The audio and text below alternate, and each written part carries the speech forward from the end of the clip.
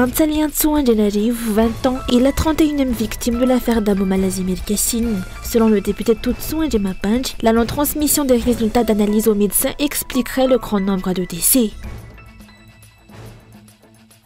La liberté de la presse est menacée à Madagascar, comme en témoignent les persécutions subies par 2 journalistes étrangers pour avoir révélé des faits dérangeants. Selon Iltej, les journalistes ont le devoir de chercher la vérité auprès de sources multiples et non de se limiter aux discours officiels.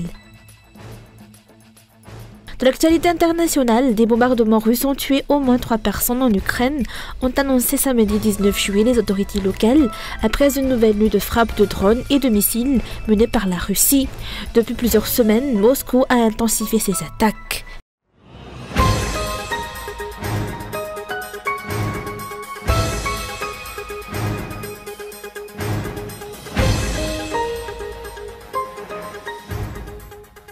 Antaliantsu Anjanarivo, l'un des participants à la fête d'anniversaire à Abou Malazim Mirkessine, est décédé hier à l'âge de 20 ans.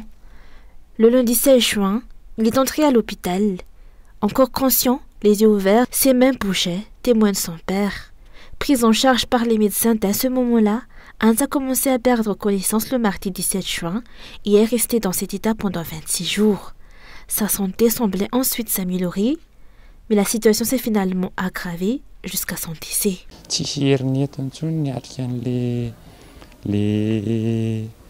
Il n'avait plus la force de bouger, épuisé par 2 nuits de fièvre à 39 degrés. Sa tension est tombée à 4 hier matin vers 9h30. Les médecins lui ont donné des médicaments pour la faire remonter. Vers 13h, elle est montée à 12, puis redescendue à 11. Tout à coup, les paramètres indiquant son pouls ont disparu. Ils ont tenté un massage cardiaque, sans succès. Quand sa saturation est tombée à 35, les médecins ont tenté une réanimation, mais c'était trop tard. Il était parti. Un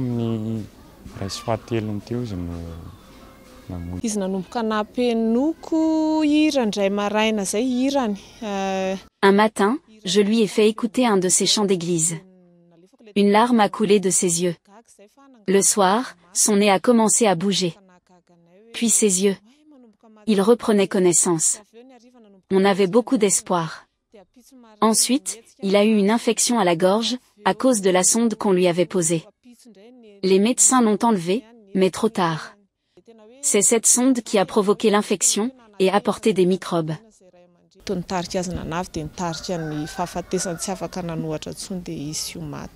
C'est difficile de perdre un enfant, confient les parents, mais ils tentent de faire face. Selon eux, la meilleure amie d'Hans connaissait Fensu, l'organisatrice de la fête, et c'est par elle qu'Hans s'y est rendu. Ils ignorent encore ce qui sera fait demain concernant cette affaire, car la famille est encore plongée dans le chagrin.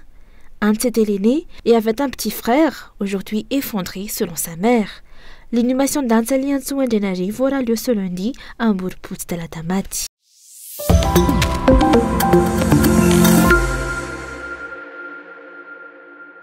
Le grand nombre de décès dans l'affaire d'Abou Malazim Mirkessine est lié à la non-transmission des résultats d'analyse aux médecins, selon Tutsu Ndjemapanj, député élu de la district d'Antananarivo 6. Y a-t-il de hauts responsables impliqués, ce qui expliquerait ce silence autour de la vérité? S'est-il interrogé ce jour? Les médecins confrontés à combattre une substance inconnue se retrouvent dans l'incapacité de soigner efficacement les patients.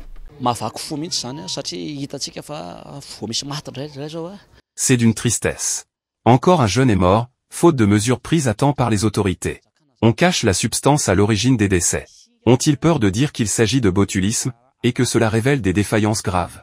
La peur d'un soulèvement populaire les pousse à dissimuler la vérité. Résultat, les médecins ne peuvent traiter une maladie dont ils ignorent la cause. Comment peuvent-ils sauver des vies sans ces informations?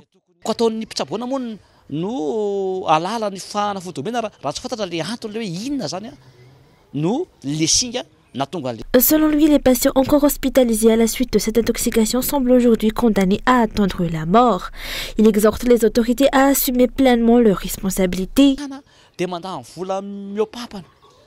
L'État gaspille des milliards pour des feux d'artifice ou des conseils des ministres délocalisés qui ne rapportent rien au peuple. Pourquoi ne pas utiliser cet argent pour évacuer à l'étranger les malades qui peuvent encore être sauvés?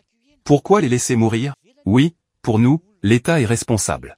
Même les coupures d'électricité dans les hôpitaux coûtent des vies.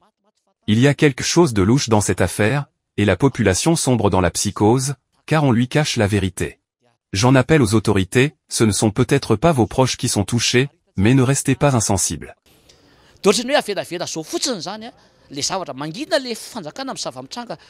Au nom de la transparence, il réclame la publication immédiate des résultats d'analyse effectués à l'étranger, ainsi qu'un point d'étape sur l'enquête. Tous les responsables de cette tragédie doivent selon lui être jugés et punis conformément à la loi, y compris ceux dont la négligence dans les hôpitaux publics a contribué à ces pertes humaines. Une situation qui ne concerne pas seulement Antananarivo, mais tout le pays.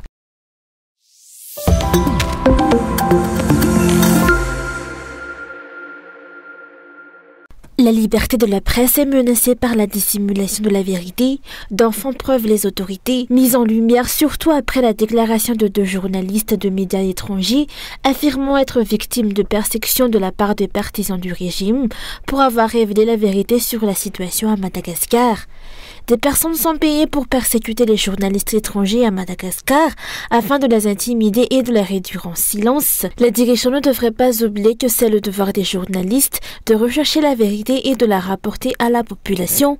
Le journalisme n'existe pas pour diffuser les nouvelles allant dans le sens du régime en place, mais pour rapporter les informations trouvées à partir de sources fiables, a déclaré Iltir. C'est le devoir des journalistes de rechercher des informations auprès de nombreuses sources différentes et non de se contenter d'une seule source. Selon ses explications, face à l'idée que seules les informations officielles venant des autorités sont acceptables, les journalistes peuvent trouver d'autres sources fiables pour leurs recherches qui disent la vérité.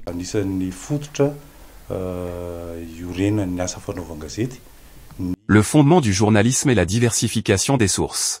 Voir des idées divergentes permet de mesurer la qualité d'un reportage.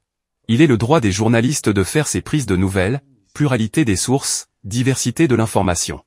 C'est ça être journaliste, il est différent de la communication. Il peut y avoir des versions officielles, mais il pourrait y avoir des idées divergentes venant de l'opposition ou des citoyens. Une société de presse peut sortir une version d'information et sa contradiction selon sa ligne éditoriale.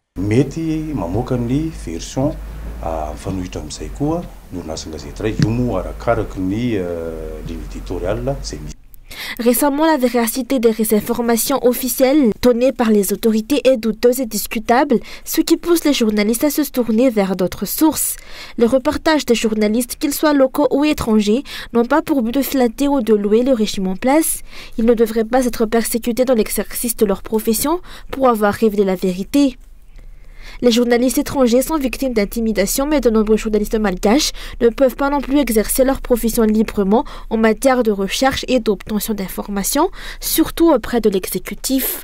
De nombreux partisans de ce régime connaissent et comprennent le travail du journalisme. Selon les observateurs, ils ne devraient donc pas agir ainsi. Il est temps de revendiquer ensemble la liberté de la presse à Madagascar.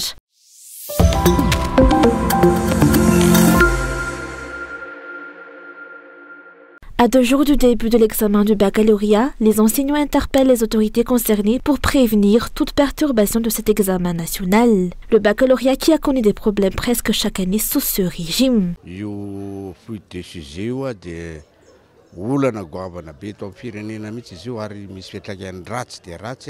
Les fuites de sujets sont un grand problème dans le pays et ont de mauvaises conséquences sur les candidats.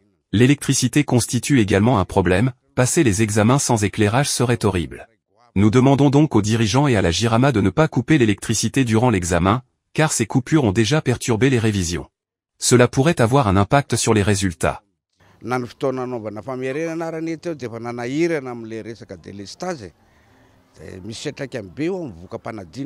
autorités devraient tirer la leçon et prendre des mesures appropriées dès maintenant pour éviter les dysfonctionnements qui perturbent la concentration des candidats.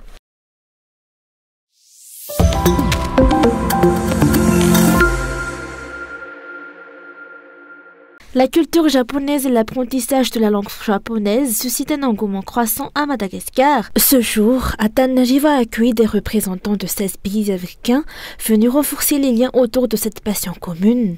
Selon les explications, l'amour pour la culture nippone pousse de plus en plus de jeunes à s'initier à la langue japonaise. Un développement qui favorise les échanges entre Madagascar et le Japon, notamment dans le domaine du tourisme. Donc il y a plusieurs volets, n'est-ce pas, dans la relation bilatérale entre le Japon et Madagascar. Et je pense que le volet culturels et éducatifs sont aussi très importants, surtout pour lier les deux peuples. Je sais bien que beaucoup de jeunesse malagasy s'intéresse à la culture japonaise. Je me réjouis de ce phénomène.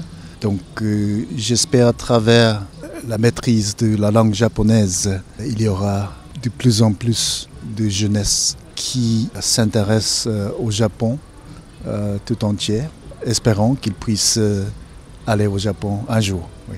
Les organisateurs expliquent que cet événement vise à renforcer les relations entre les pays africains où la culture japonaise est valorisée à travers l'apprentissage de la langue et les échanges culturels.